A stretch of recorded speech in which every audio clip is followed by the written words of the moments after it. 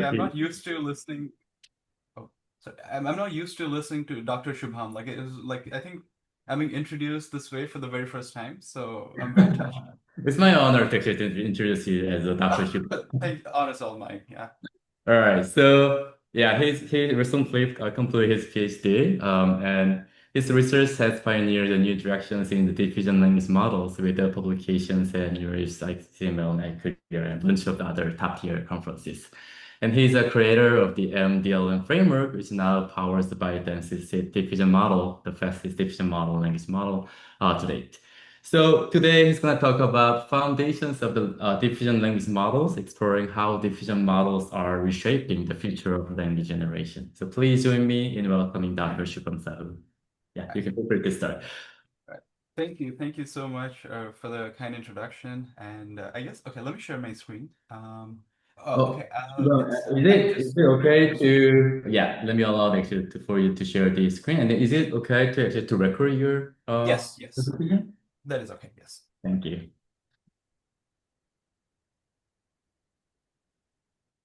All right. Yes, I can share my screen now. All right. Just a moment. Presenter. Okay, cool. All right. So as okay, so my name is Shubham, as and thank you so much for having me here.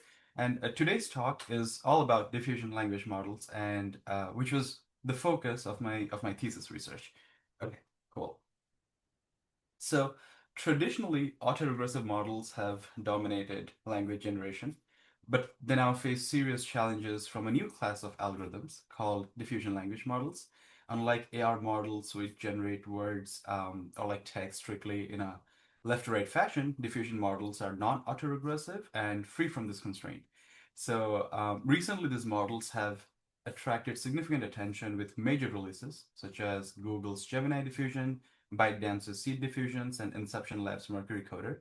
Their impact has even reached the mainstream, with Forbes and Fortune publishing articles that highlight the effectiveness of diffusion LMs.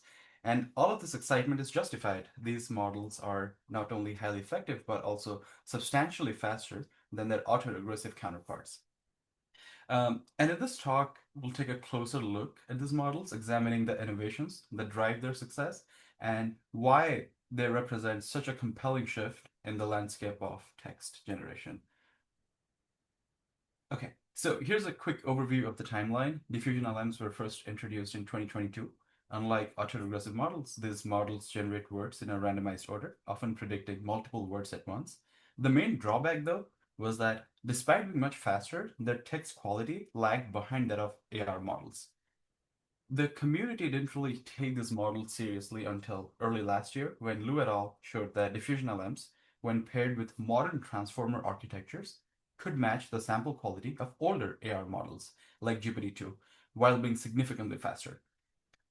A few months later, we released MDLM, and this was a milestone paper. Here we reformulated the diffusion training algorithm and showed that these models can match the performance of AR models using the exact same transformer architecture, at least on smaller text datasets. The next breakthrough came earlier this year in this paper called the diffusion duality, where we proposed some distillation algorithms which allow these models to generate, say, 1,000-word sequences in only 10 steps with little to no degradation in quality. And finally, we developed SLMs, which fuse autoregressive models with discrete diffusion. Unlike previous methods, SLMs support KV caching, which is an inference time optimization trick without compromising with parallel generation, unlike some of the prior baselines, and hence are orders of magnitude faster at inference than your standard diffusion language models. Um, and together, these papers have helped make diffusion LMs practical. Most notably, ByteDance's Seed Diffusion uses our MDLM framework and is currently the fastest diffusion language model out there.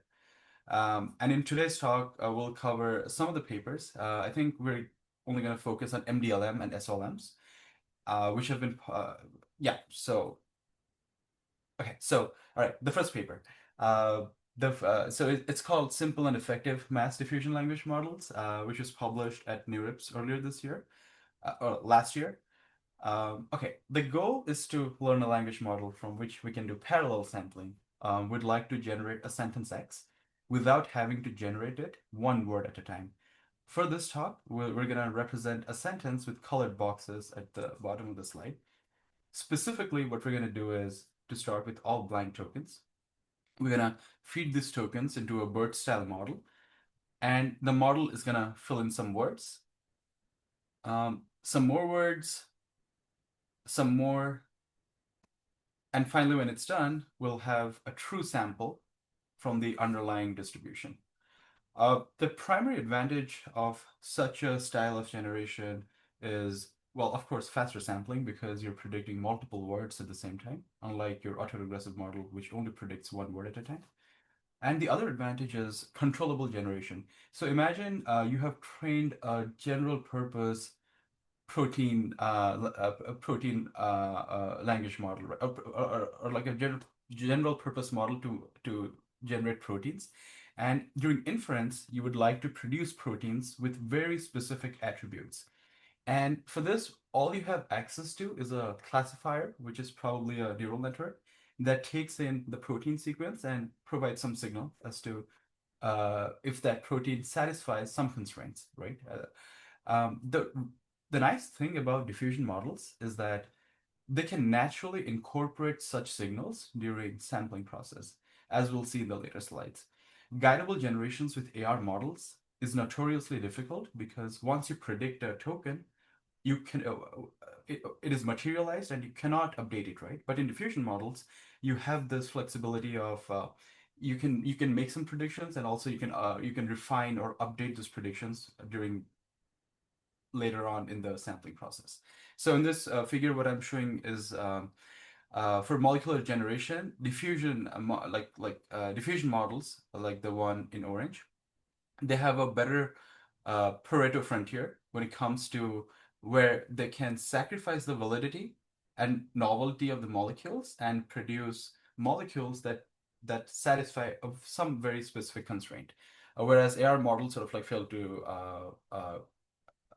to do so in a satisfactory manner, and we show that in our recent ICLR paper. Anyway, so there are a lot of challenges with non-autoregressive generation. The first is how do you decide which words appear and in which sequence? The second one is how do you even go about training a model of such form? And finally, the main question is can these models be made competitive with autoregressive models? And in this talk, we'll try to answer these questions. Okay, so what I'm going to describe in the next few slides is the MDLM framework that we proposed in this paper. So imagine this, like you have a clean sentence X at the top of the slide and a fully masked version at the very bottom. You have a noising function Q that goes down and wipes out words randomly. So every slice, as highlighted in red, represents a sequence of represents a masked sequence like the one that we saw in the earlier slides. And we also have a denoising function p theta that goes up in time and tries to undo the corruption process induced by q. So your function q was wiping out words randomly, and you're trying to train a reverse process p theta that undoes the corruption by q, right? So first we define a function called alpha t, where alpha t equals 1 represents your clean sentence X, and alpha t equals 0 represents your fully masked sequence. And corresponding to some alpha t, to get the corresponding zt, what you do is you simply flip a coin and you wipe out words with the probability 1 minus alpha t, right? So here, let's say your alpha t is, let's say, 0.4. Corresponding to alpha t equals 0.4, this is the noisy sequence, zt, as you see here on the screen. Like the main contribution of MDLM was to propose this training objective. Well, not necessarily the training objective, but this bound on the likelihood. So in autoregressive models, you can compute the exact likelihood, which is basically the likelihood of a token given the past clean tokens. But in diffusion models, you cannot compute the exact likelihood.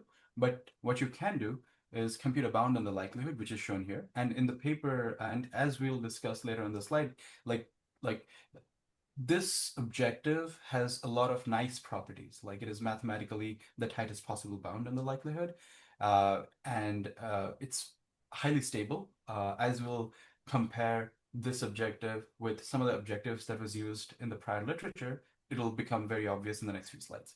Anyway, so what we're looking, okay, there are like three things to look at here. So the first thing is an expectation. So you given a clean sentence X, you sample a time step t, and corresponding to time step t, you have a noisy sequence zt.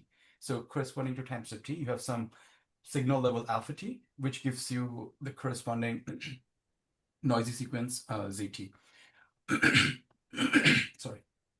Then you have a weighting term.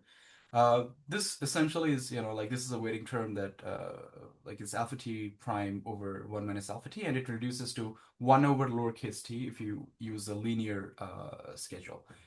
And the next thing to look at is the cross entropy loss.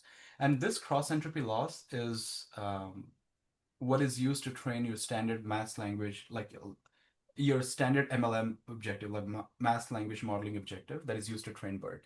So in the paper, we basically show that your diffusion elbow is essentially is a time-weighted MLM objective. So essentially, you feed the ZT into the BERT-like model. This model is forced to reconstruct your clean signal X, and there's a weighting term corresponding, which depends on the number of masked tokens in ZT.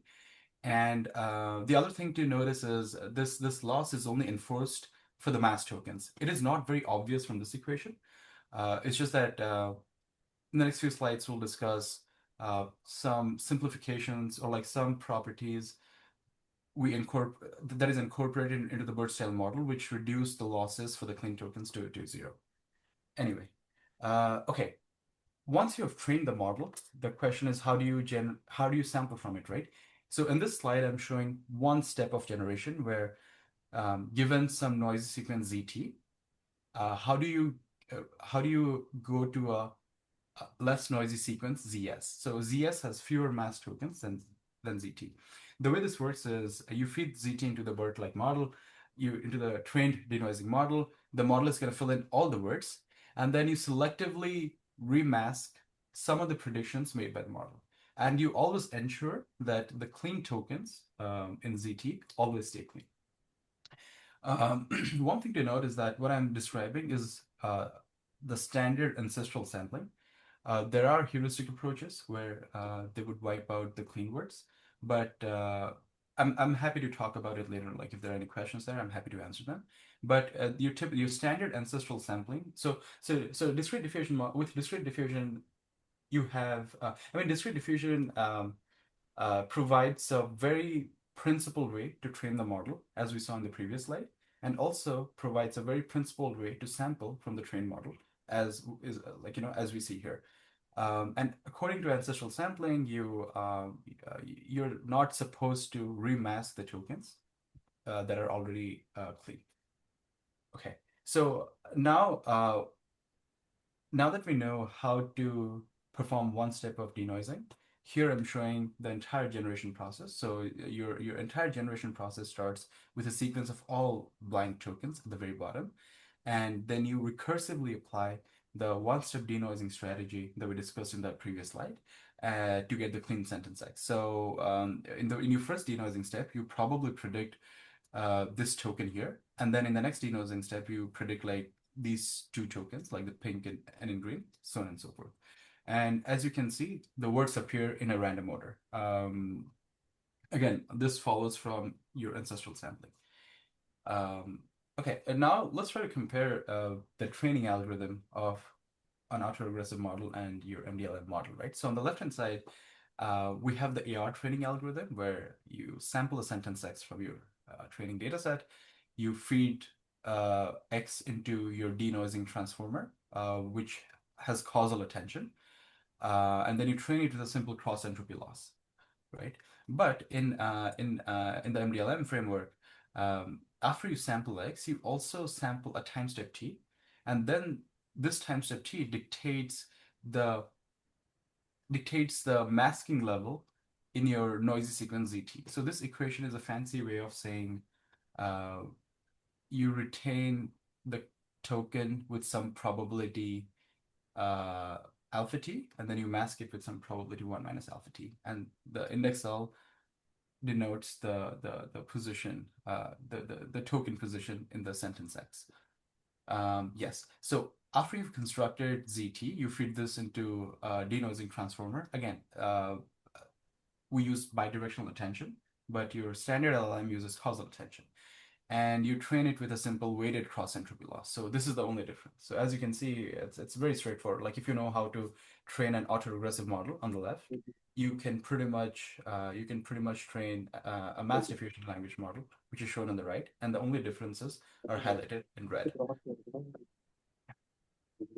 Okay, so now let's try to take a look at some of the key innovations in this paper relative to the prior baselines or like the prior work. So the first simplification that we introduce in this paper is a simplified noising framework, right? So if you recall, the way we generate a noisy sequence is by simply flipping a coin and masking out words. So it's a probability 1 minus alpha t, right? But in the prior work, they would define the noising process through a series of matrix operations.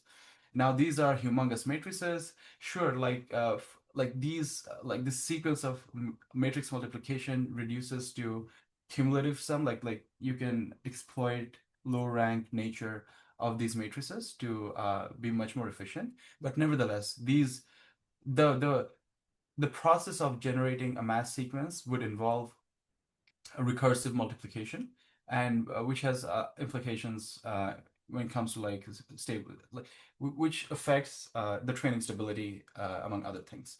So that's the first thing, simplified noising framework. The second thing is we improved the denoising model. So for instance, if you recall, the denoising model, the task of the denoising model is to fill in the blanks, right? You have the input to the model is a sentence with blanks, and the model fills out the blanks.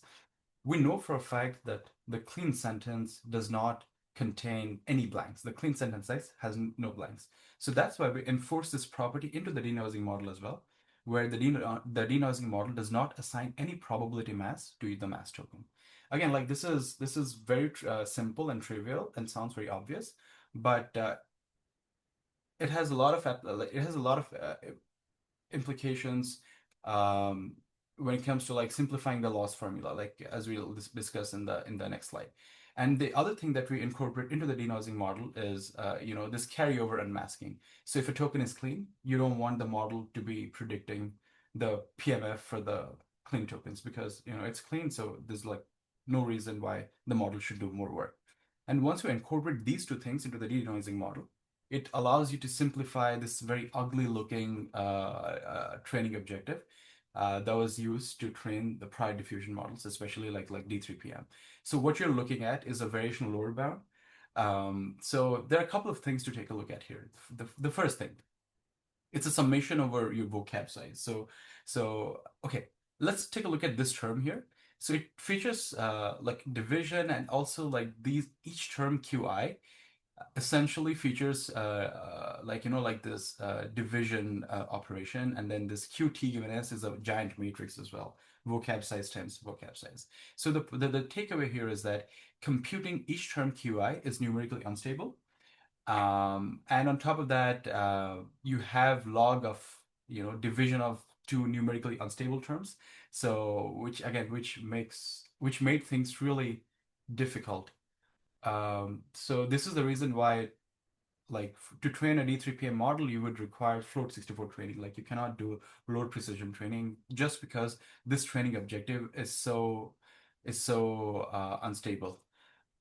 So in the paper, what we we were able to so using the simplifications of the denoising model, and by using some like tricks in algebra, we were able to show that this this bound on the likelihood reduces to this very simple weighted cross entropy loss. And this objective has a lot of nice properties. The first thing is it is mathematically the tightest possible map. The second one is in terms of variance as well. It's a Rao-Blackwellized version of this objective, which means that the training variance is much lower with this objective than it is with this objective.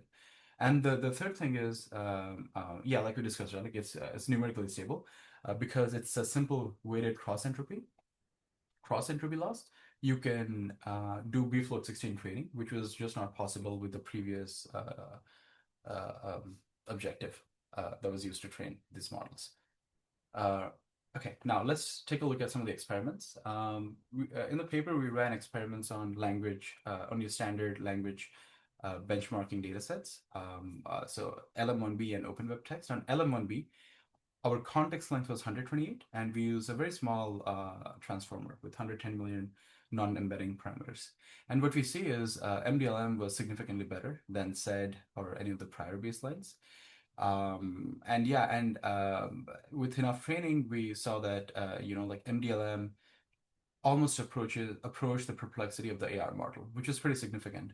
And yeah, and on Open Web Text, we increased the context length to 1024, and we saw that again, like MDLM was still better than the previous state-of-the-art set, and it was like there's some gap. There's some gap relative to AR, but it's like yeah.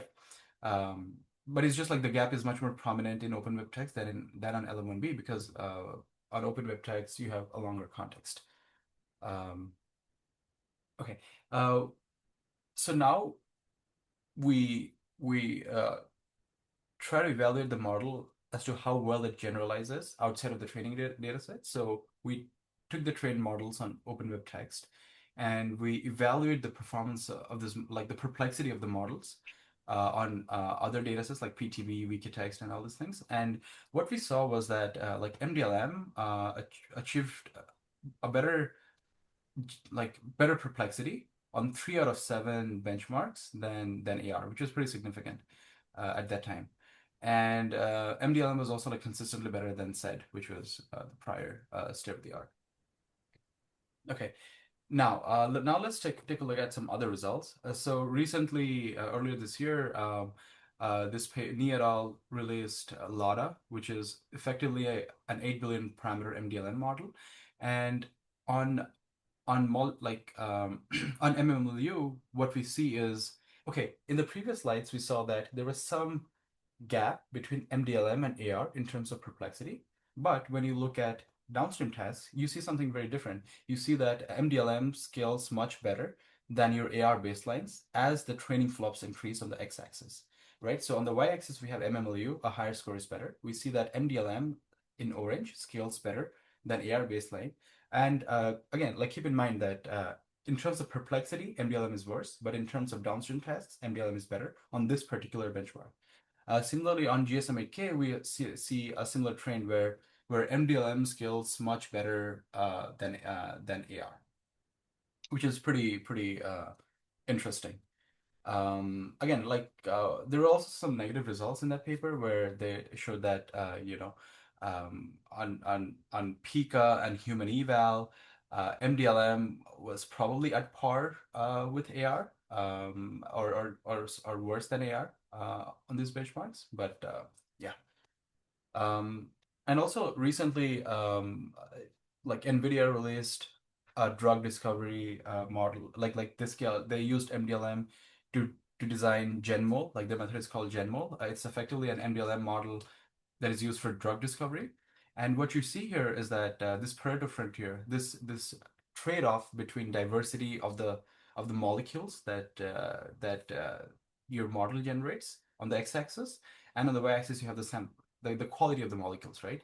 So with MDLM, they were able to tweak the sampling hyperparameters, which led to a much better diversity quality trade-off than your AR model, the safe GPT model. So this is one case. This is another case where it's like at least what we have seen is, especially in tasks where there is no left to right bias like human language, MDLM does a much better job.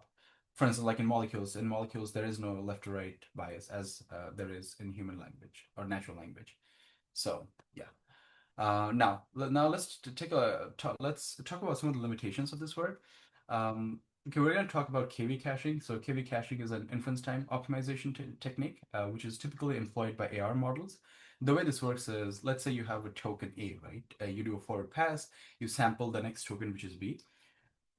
What you do during inference is that you freeze the activations for A, and when you in the next iteration, when you do a forward pass of B, you are not doing a forward pass of the previously predicted tokens, basically. So in the next iteration, you would only do a forward pass of the token B, and then you predict the next token C, right?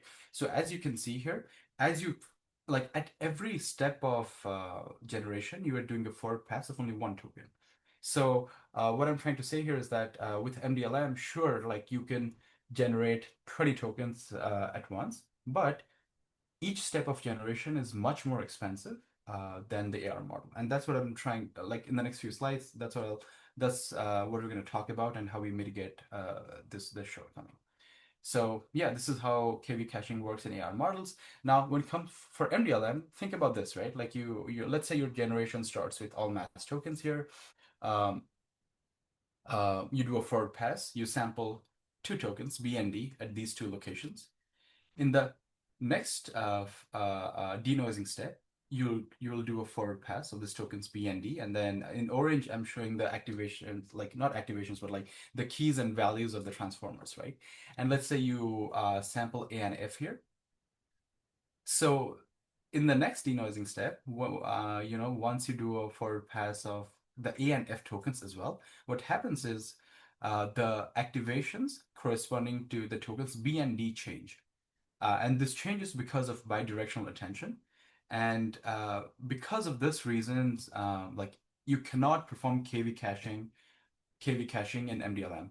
That is let's say you just cannot freeze the activations of B and D because the activations of B and D also depend on the future tokens that may be denoised, right? Because of this reason, sure, like with MDLM, you can generate like 20 tokens in one denoising step, but every step of denoising is much more expensive than the AR models.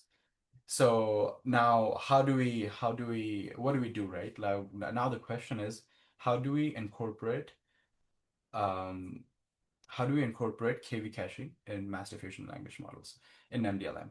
So, all right, so this is something that we have looked at in the past. Let's say you have a ZT, this sequence is ZT. Colored boxes represent tokens, this gray box represent mass tokens, and then you're training the model with the standard cross entropy loss on the mass tokens, right?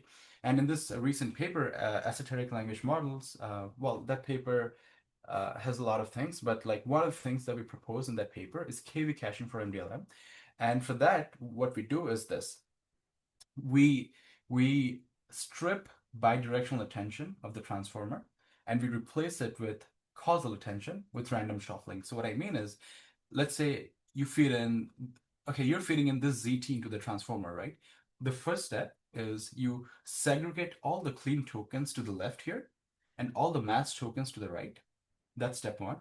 Step two, you shuffle these tokens. Like if you notice, like all these like the first this is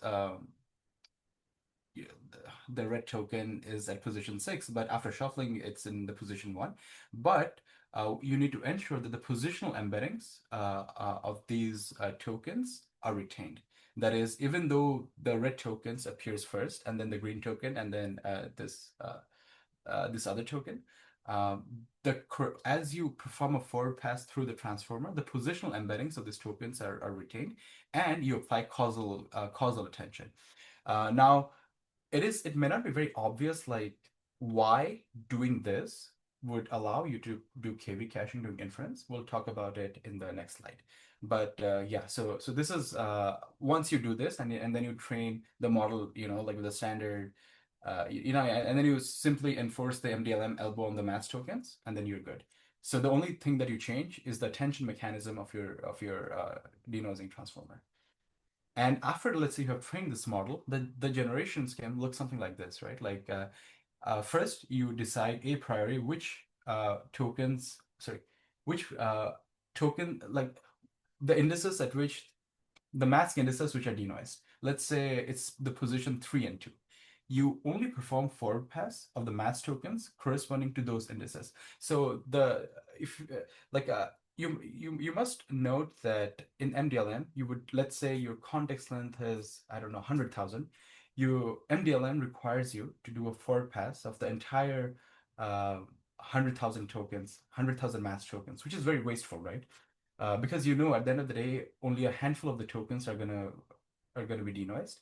Um, so in this paper, we say that because of the way the model was trained, it allows us to perform forward pass of the mass tokens, which are to be denoised, and the tokens that are to be denoised, like the token positions to be denoised, is just decided a priori. Okay, so you perform forward pass like this. Let's say you sample C and B. In the next denoising step, you would feed in C and B into the denoising model. And then let's say you want to denoise the positions 1 and 8, let's say here. You perform the forward pass of the entire thing. And what you see here is that as you perform forward pass of the clean tokens, you can safely freeze the activations for C and B, right? And the only reason you are able to do this is because of causal attention that was enforced during training. If you recall, these tokens never depended on the future mass tokens, right? And because of that property, you can perform this KV caching during inference. And yeah, the generation scheme basically looks like this, where at any given point in time, you're performing forward pass of the tokens that were previously decoded. And as you perform the forward pass, you freeze activations, and your generation just looks like this. And at the bottom, like you can see what the sentence in the absolute frame of reference looks like. Yeah. And finally, once you're done, this is your finally generated sentence. Now let's take a look at the speed quality Pareto frontier of these two models that we discussed. Like one is SLMs and then MDLM, and let's compare it with the AR model.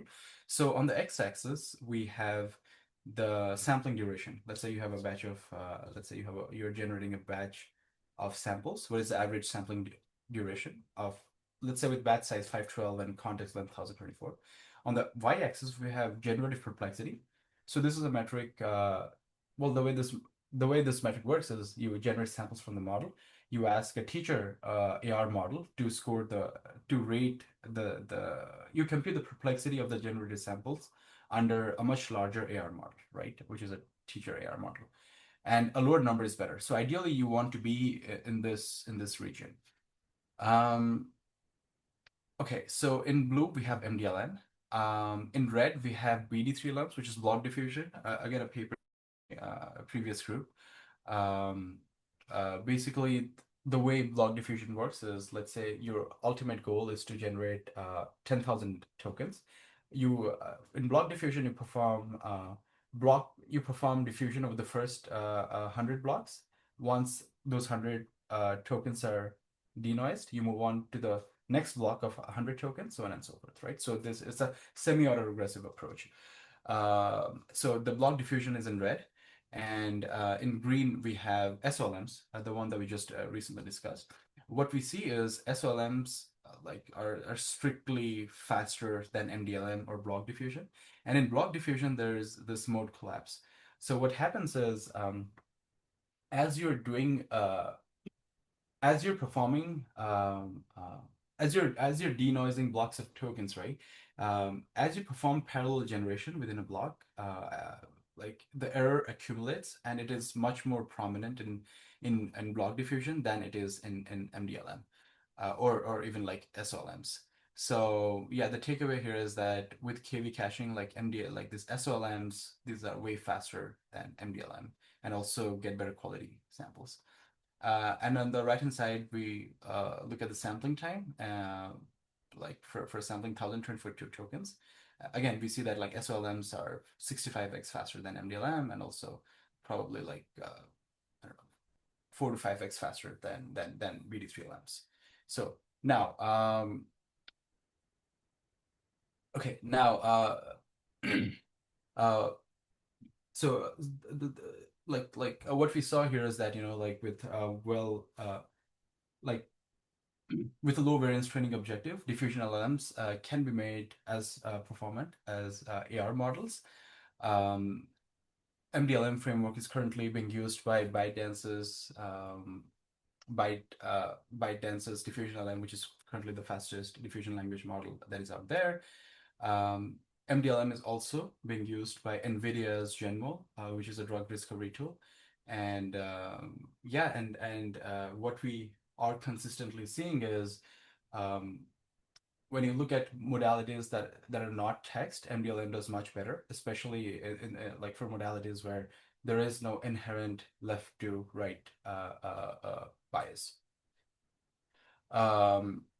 Yeah. Okay, so I think I don't know how much time I have. I mean, we can wrap up the talk here, and I'm happy to take questions. There are like other things as well, but I don't know if we can accommodate it in this. It's up to you actually. If you have more time, actually, you are feel free to give a presentation. Oh, okay. Yeah, I know Yeah, left so actually. okay, so like, do I have like 10 minutes or 15 minutes? Like, how much Sure, time do you? absolutely, yeah. I do have 10 minutes, or No, actually. So originally, actually, the seminar was scheduled as a 1 hour. So oh technically, you have like 25 minutes more, but you can actually spend more time actually for your presentation. oh okay, perfect. Perfect, cool. So all right, so okay, I don't know how long this okay, I'll try to okay, I'll spend like 10 minutes on this diffusion duality line of work. It's probably like the best work of my thesis. So all right, let's take a quick look at this, and I'll try to keep things brief, and I'll make sure that like the bigger picture, I'm able to convey the bigger picture here. Okay, so um okay, so discrete diffusion, is still a fairly new area. In contrast, Gaussian diffusion for text and video generation is much more mature, with a rich set of techniques for efficient training and inference. So in this paper, we draw a connection between discrete diffusion and Gaussian diffusion, and we show that how can you borrow these techniques from Gaussian diffusion to the discrete domain, right? Okay, so we know how AR models work, right? Like it's one word at a time, slow. We don't want this. In mass diffusion models, you are predicting multiple words at the same time, where, if you want to generalize like 11 words, you can probably get away with just about 7 steps. Uh, Naturally, like you're faster than the AR model. But what we want to do is few step generation. That is, how do I generate, let's say, 1,000 words in just 10 steps? And if you think about it, people have done this for images and text. When Gaussian diffusion models started becoming popular all the way back in 2019, to generate one image, it took like thousands of steps. But 6 years later, in 2025, we have Gaussian diffusion models that can generate those images in probably 1 or 2 steps, right? And we want to do the same thing for text as well. Now, the main thing with mass diffusion models is that if you recall, like once you predict a word, you cannot update the word, which means if you force these models to predict 1,000 words in, let's say, just 10 steps, these models there's a severe degradation in quality. Sure, there are some remasking approaches, but these will increase the number of sampling steps, which is why we don't want to use any remasking approaches to mitigate the error accumulation issue with these models. Okay, so what we're going to do is we're going to take a look at a largely overlooked class of diffusion algorithms called the uniform state diffusion. The way this works is you start with a randomly initialized sequence. Instead of starting with mass sequence, you start with a randomly initialized sequence. And at every denoising step, the denoising transformer updates the words, and the underlined words are the ones that were updated by the denoising transformer, right? Yeah, you just like keep on doing this, and because this these USDMs support self-correction natively, these models are highly suitable for few step generation, just because these models know which words to update and when. However, these models, like USDMs have been around for a very long time, but these models don't work. These like USDMs are strictly worse than MDLM or AR models. And in this work, we sort of like present um, in this work, we basically present, we make two key contributions. The first is we improve the training of these models to show that these can be as good as AR or MDLM model on certain benchmarks. And also we propose a distillation scheme that distills the samplers and helps us perform few step generation with these models, right? Uh, okay, now the method. So here's the thing. So in a uniform state diffusion, you start with a word cat, and the corresponding one-hot vector is being shown here. And in USDMs, this one-hot vector is mapped to a is mapped to a distribution is mapped to a uniform distribution over all tokens. And what you're seeing here is that the word cat, in the forward process, the word cat becomes the word dog, which ultimately becomes the word horse, right? And in yellow, you're seeing the corresponding one-hot representations of these words. And in blue, what you're looking at is the marginal distribution for those tokens at that time step t. So again, like we have talked about this before, like alpha t, alpha t equals 1 is everything is clean. Alpha t equals 0 means it means completely garbage, right? It's complete garbage.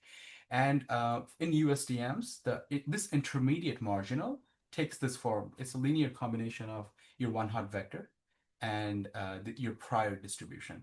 And I just want you to remember the functional form of this intermediate marginal, because this is going to come in handy in the next slide. And is also very key to understanding the connection between this discrete diffusion process and a Gaussian diffusion process. This functional form as shown here. Okay. Like this is not important. So given a forward process, we know there's a reverse process. What I'm showing in this equation is that given a noisy sample ZT, what is the distribution over the less noisy sample ZS, right? So this is a PMF for a single word. It can easily be extended to the entire sequence. But what you're looking at is given ZT, how do you get a distribution over the less noisy sample for the time step S? The functional form does not matter. It's not relevant for this talk. And it's very common to train these models. We always optimize a bound on the likelihood, and to train these models, we have a very ugly equation. The function, I'm just showing this just for the sake of completion. It's not required for the purposes. It's not super important for the purposes of the talk. If you recall, in mass diffusion models, we had a weighted cross entropy loss, but for USDMs, you have this very ugly equation. And if you can see, it assumes 0 value if your denoising transformer x theta can perfectly reconstruct x. That's all that you need to know about this equation. Anyway, now we're gonna do something very, very interesting. So we have this one-hot vector cat, right? One other way to define Okay, one can also define a Gaussian diffusion process on this one-hot vector. That is, you have this one-hot vector, you apply some Gaussian noise, and your intermediate marginal ZT tilde will look something like this here, right? And then your corresponding prior is again like a k-dimensional Gaussian distribution, right? And then your intermediate marginal for your Gaussian diffusion process is shown here. It's like has some mean alpha tx and then some variance shown here. One thing to note here is that if you notice, if you take an argmax of this ZT tilde, this Gaussian latent, you'll retrieve a discrete latent, right? Um, argmax is basically a one-hot vector of the maximum entry. So the argmax of this is this dog here. So you can already see that the latents, a Gaussian latent can be transformed into a discrete latent using argmax. Now this begs the question, is there a fundamental relationship between uniform state diffusion and Gaussian diffusion? So what we do is, let's say you have this one-hot vector x, you define a Gaussian diffusion process as shown in yellow. if you take the argmax of all those latents, you'll get some discrete latents, right? ZT and Z1. In the paper, we show that we derive a closed form formula for the distribution of these discrete latents, and we show that the closed form formula takes this expression. And if you recall, this marginal is the same marginal as that of a uniform state discrete diffusion process. So what this argmax does is it transforms a Gaussian marginal, which is a Gaussian distribution over k dimensions, and it transforms into a discrete marginal over k categories.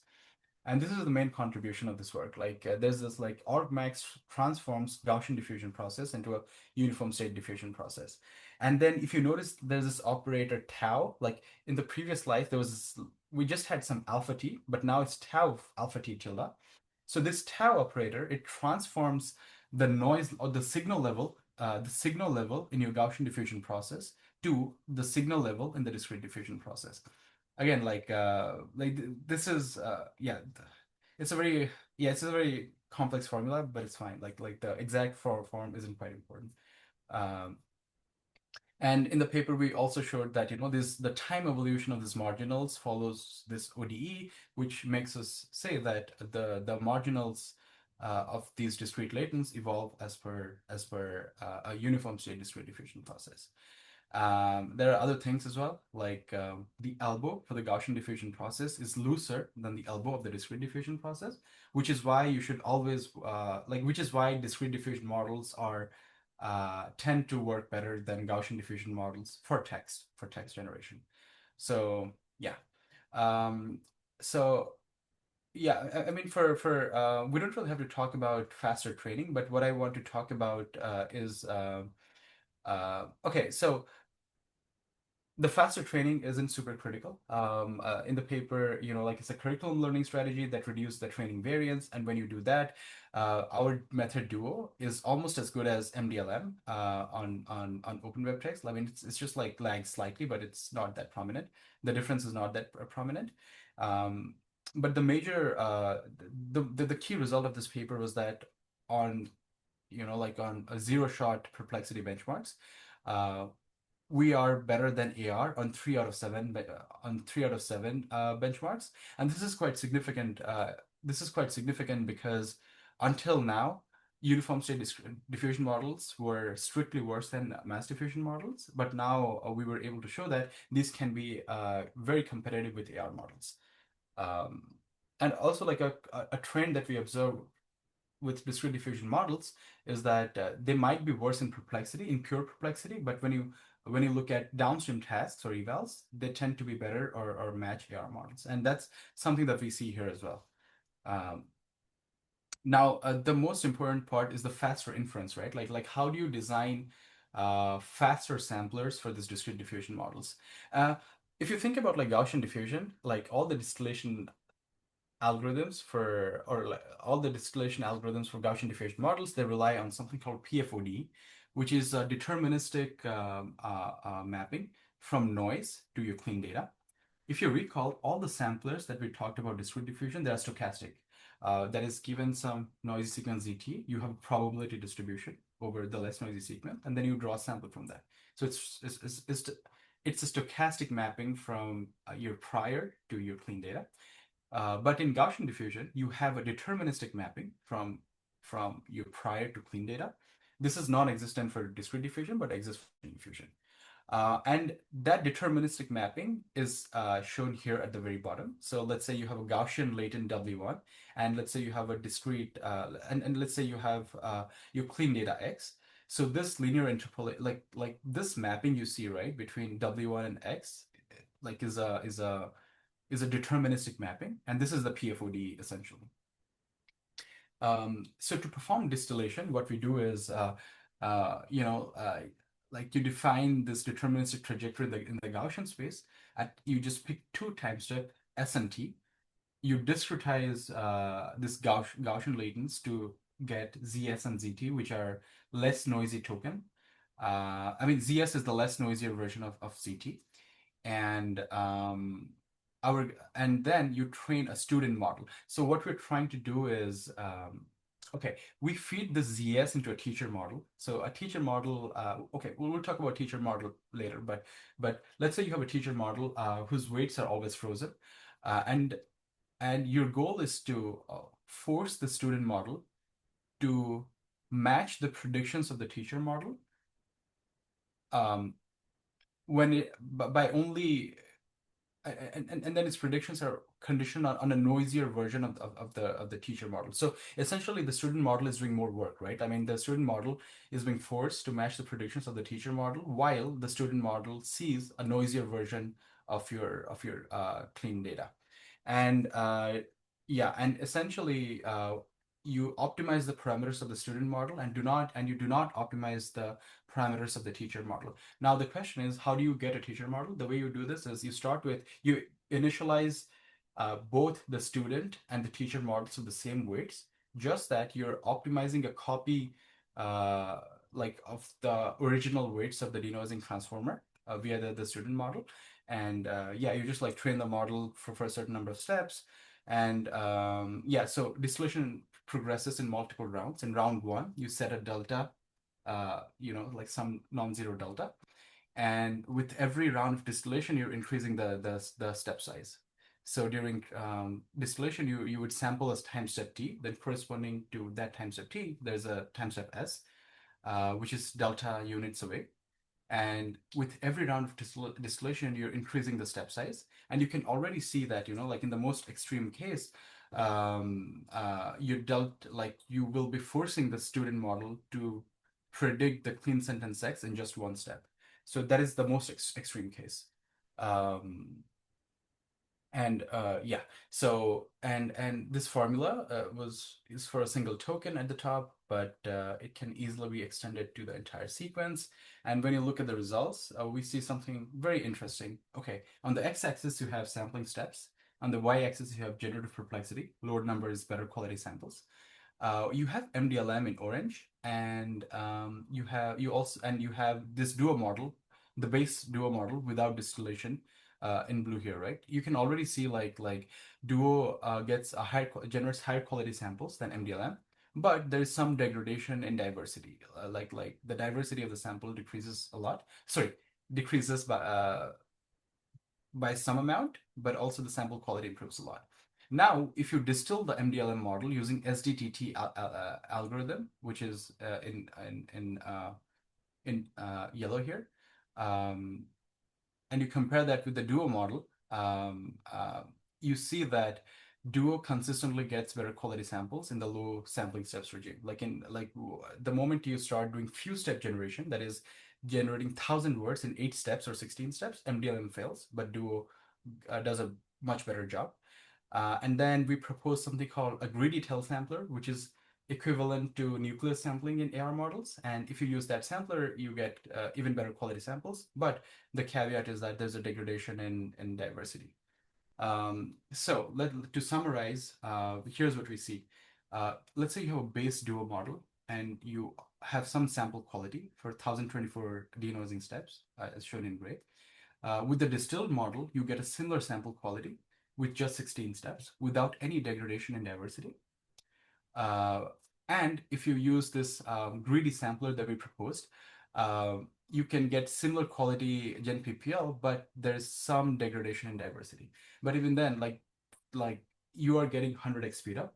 And these numbers may sound ridiculous, but also not so much because so basically it took 6 years for people to perform few step generation in Gaussian diffusion models.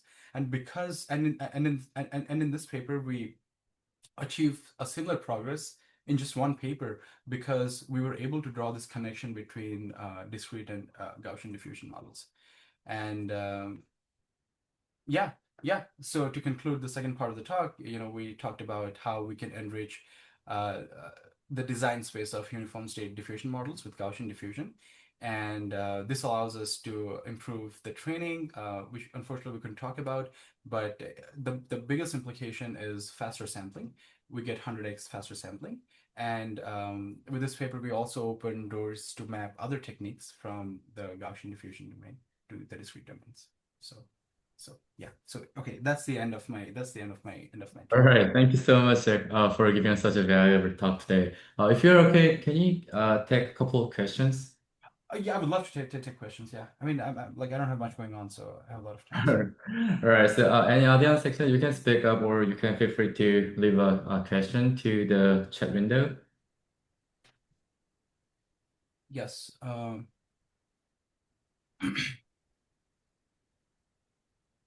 Okay. The question noted.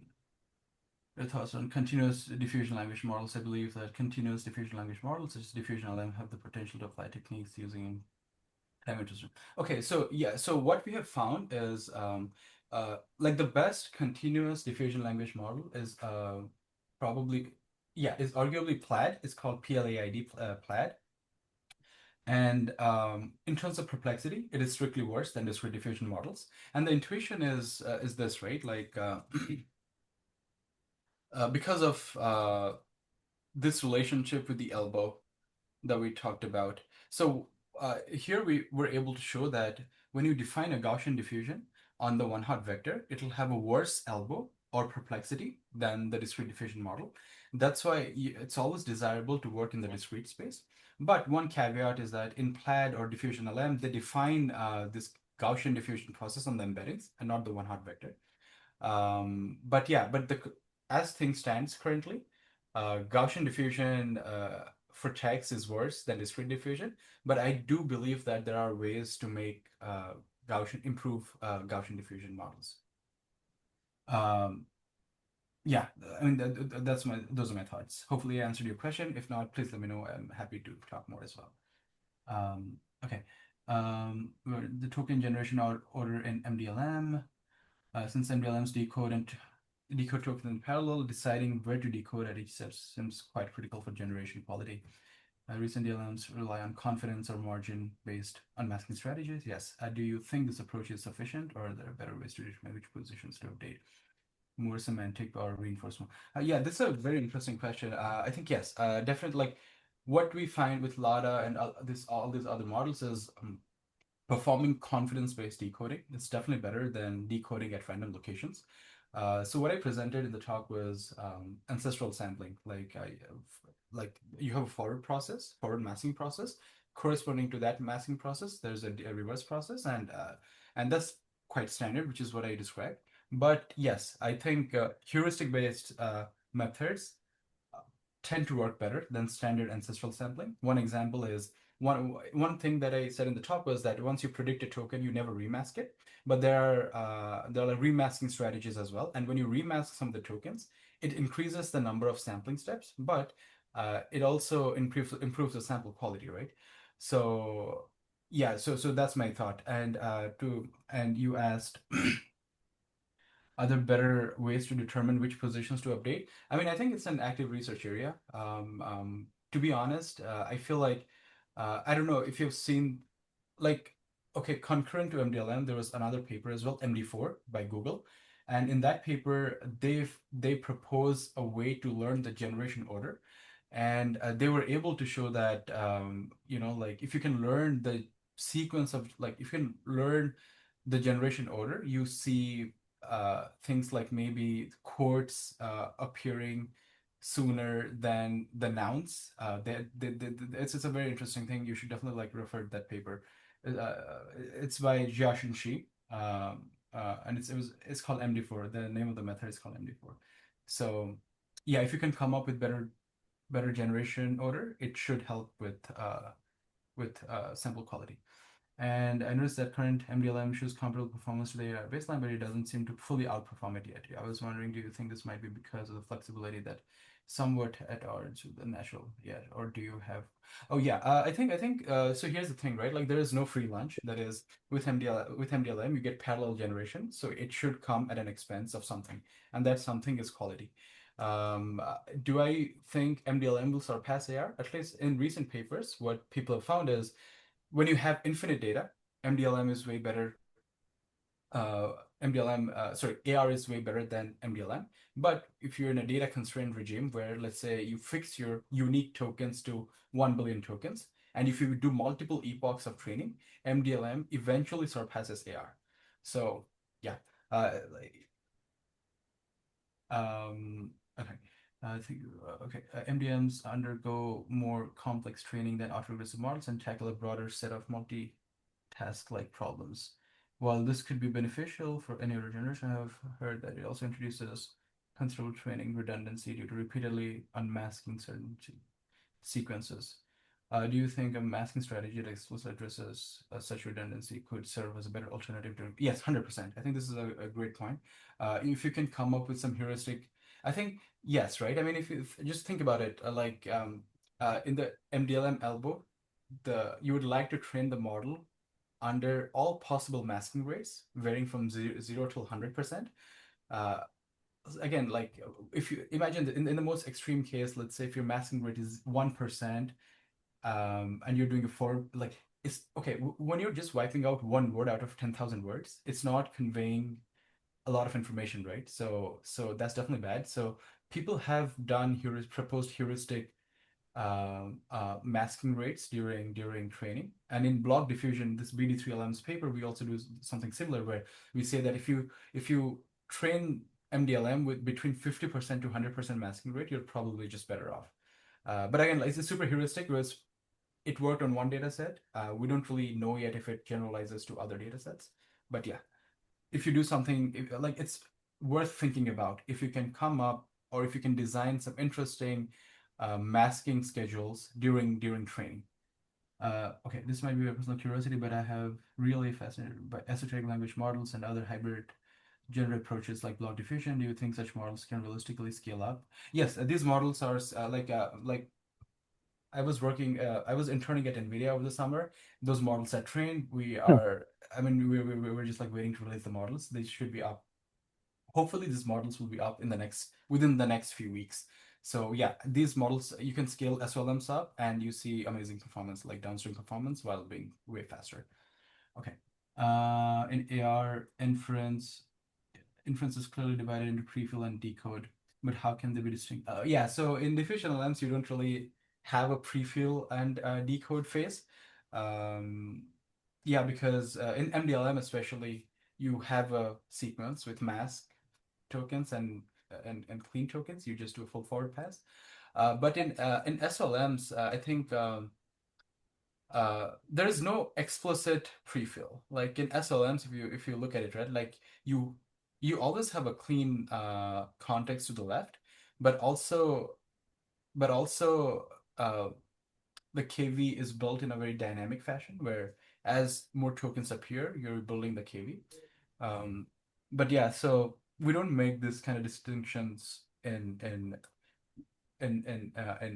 MDLM or mass diffusion models. Um, yeah, I hope I answered these questions. I think Yeah, this was I think all lengthy, the but like, questions if have there's been. anything else. Yeah, yeah, probably that's gonna be the last question. Yeah, I can understand distinct that must be trained in. Do you think text generation and text understanding cannot be disentangled and must be trained in? Oh, sorry, I'm not sure if I fully understood if I fully understood your question. Like text generation and text understanding. So yeah, I'm not sure if I fully understood your question. So, but if you want to clarify this more, I'm happy to answer this. Uh, Yeah, can you clarify the question? oh, okay. Yeah, Maybe they changed their mind. That's okay. right. Cool. You must be tired, right? You must be seems quite exhausted. What time is it? Yeah. I mean, like it's 4 in the morning. Four in the It's not. morning?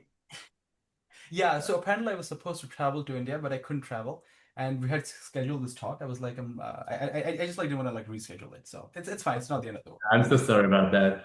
It's Uh, perfectly fine. I think I yeah, really I enjoyed mean, if this you talk. ever plan actually to visit South Korea, please let us know. Otherwise, actually, hopefully we can meet sometime actually in future in the United States. Oh no, for sure, for sure. I think yeah, I'll definitely keep you posted. Cool. All right. So thank you again for taking time to give a presentation. This is a really wonderful presentation, and hopefully all the audience actually got some lessons and some insights from your presentation, and hopefully actually your new journey. Yeah. Have you decided where to go? Yes, no, thank you so much for having me. Yeah, I mean, I don't really know where I'll end up at. I mean, I have some offers. I'm still deciding. But Yeah, for I'll keep sure. you guys posted about my uh next journey. It'll probably be at some frontier lab, but I don't know where. All So yeah. right, cool. All right. So thanks again. And with that, let's conclude today's seminar. Thank you so much. Thank you so much for having me. All right, bye. Bye.